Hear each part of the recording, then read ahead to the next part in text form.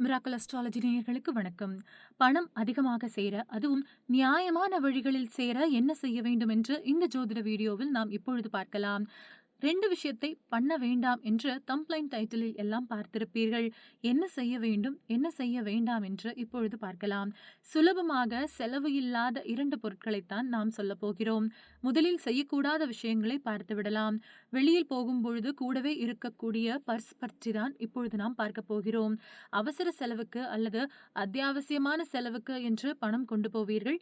பணம் மட்டும் வைத்திருந்தால் பரவாயில்லை. பலரும் கூடவே driving licence, credit card, debit card, ATM card, PAN card, Aadhaar card என்று வைத்திருப்பார்கள்.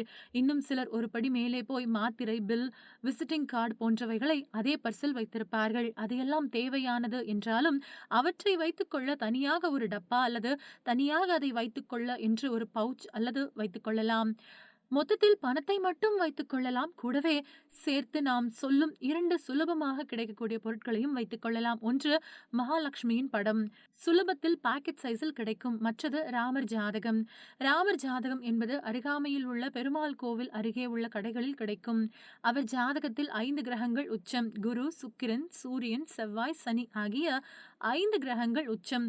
சந்திரன் ஆட்சி. இன்னும் சுலபமாக சொல்வது என்றால் வலைதளத்தில் டவுன்லோட் செய்து கொள்ளலாம். ராமர் ஜாதகம் என்று கூகுளில் தேடினால் நிமிடத்தில் கிடைத்துவிடும்.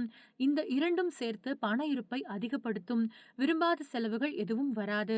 சந்தோஷத்தை தரும் சுப செலவுகள் தான் வரும். இதில் நகை வாங்குவது, வீடு கட்டுவது, கல்யாணம், படிப்பு போன்ற சிலவற்றை உதாரணமாக சுப செலவுகளாக சொல்லலாம்.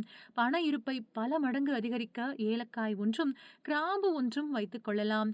இவை பணத்துடன் சேரும் பொழுது, ராமர் ஜாதகத்துடன் கூடிய மகாலட்சுமியுடன் சேரும் பொழுது அவர்களுடன் கூடிய பணவரவை அதிகப்படுத்தும். இப்படி சுலபமாக பண சேர்க்கைக்கு என்ன செய்ய வேண்டும் என்று பார்த்தோம். இது போன்ற எளிமையான பரிகார முறைகளை, வலிமையான பரிகார முறைகளை இனிவரும் நாட்களிலும் பார்க்கலாம். அதுவரை இணைந்திருங்கள். நன்றி, வணக்கம்.